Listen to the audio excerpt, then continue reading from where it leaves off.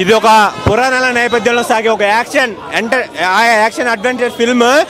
తేజ సజ్జా గారు ఆయన స్క్రిప్ట్ ఎంచుకోవడం విధానం చూస్తూ ఉంటే వేరే లెవెల్లో ఉంది. ఇలాంటి స్టోరీలు తీసుకుంటూ పోతే టాప్ ప్యాన్ ఇండియా స్టార్స్ అందరి లిస్టులో చేరిపోతారని నేను అనుకుంటున్నాను. ప్రభాస్ గారి తర్వాత మన టాలీవుడ్ నుండి తేజ సజ్జా గారు ఉంటారని నేను అనుకుంటున్నాను. ఇలాంటిలో 2-3 పడితే ఆయన ఎంచుకునే స్క్రిప్ట్ వేరే విధంగా ఉంది.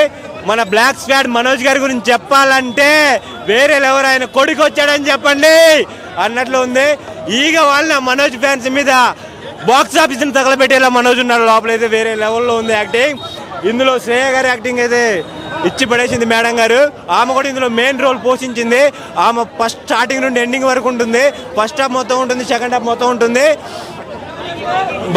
మహబూబాబాద్ ఎంపీ బలరాం నాయక్ ఈ మూవీలో అందాలతో ఆరబోసింది మన రితికా నాయక్ అన్నట్టు వేరే లెవెల్లో యాక్టింగ్ చేసింది. హీరోయిన్ కూడా సూపర్గా ఉన్నాయి. మన చైల్డ్ ఆర్టిస్ట్ కార్తికేయ కూడా ప్యాన్ ఇండియాలో గుర్తింపు ఉంది. ఆయన కూడా యాక్టింగ్ వేరే లెవెల్. జగత్ బాబు గారి యాక్టింగ్ వేరే విధంగా ఉంది.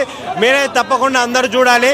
ఇది పురాణాల నేపథ్యంలో సాగే ఒక యాక్షన్ అడ్వెంచర్ ఫిల్మ్ అనమాట. హనుమాన్ తర్వాత ఇంత మంచి మూవీ తీస్తాడని ఎవరు ఎక్స్పెక్ట్ చేయలేదు. దీని మీద ఎప్పటినో బస్ ఉంది, కానీ వేరే లెవెల్లో తీశాడు మన తేజ సజ్జా. సూపర్ అన్న, థ్యాంక్ యూ.